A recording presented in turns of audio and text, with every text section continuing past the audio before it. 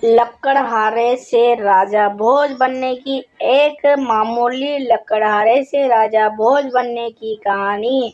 एक ऐसी कहानी जिसे पढ़ने के बाद आप ये सोचने पर मजबूर हो जाएंगे कि क्या सच में ईश्वर हमारे मानव जीवन में हमारी परीक्षा लेने आते हैं। यदि आते हैं तो उसका फल हमें क्यों मिलता। राजा भोज की जिंदगी या मृत्यु, शायद यह तो हमारे कर्मों पर निर्भर करता है।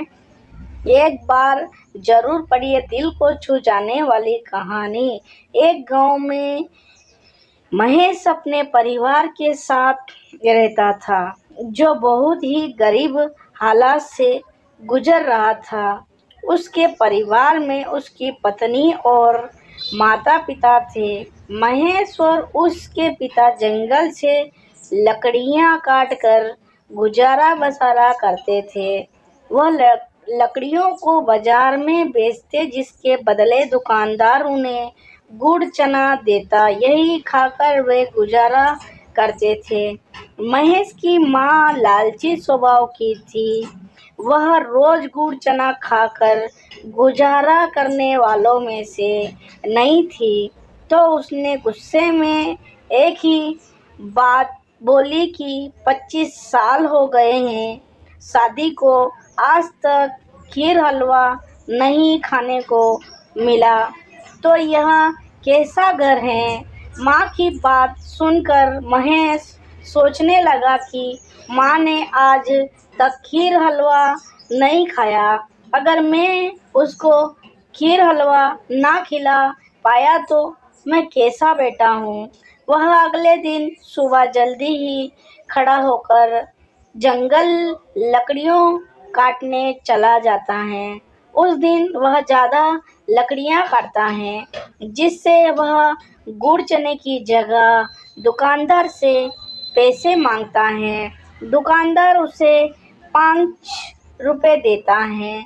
उन पैसों से वह खीर हलवे का सामान खरीदता है और अपनी माँ से खीर हलवा बनाने के लिए कहता है। सामान देखकर उसकी माँ बहुत खुश होती हैं और बनाने की तैयारी करने लगती हैं। जैसे ही खीर हलवा बनकर तैयार होता है, महेश की माँ उसे 4 थालियों में डाल देती हैं। लेकिन अचानक उसके घर एक ब्राह्मण प्रकट होते हैं और भिक्षा की मांग करते हैं, जिस उनके पास ब्राह्मण को देने के लिए कुछ नहीं था। तो महेश अपनी थाली भिक्षा समझकर ब्राह्मण को दे देता है। ब्राह्मण अत्यधिक प्रसन्न होते हैं, किंतु उसे खाने के बाद भी उनका पेट नहीं भरता। तो महेश के पिता भी अपनी थाली उन्हें दे देते हैं और बाद में उसकी पत्नी भी अपनी थाली ब्राह्मण को दे देती हैं। महेश की माँ यह सब कुछ देख रही थी।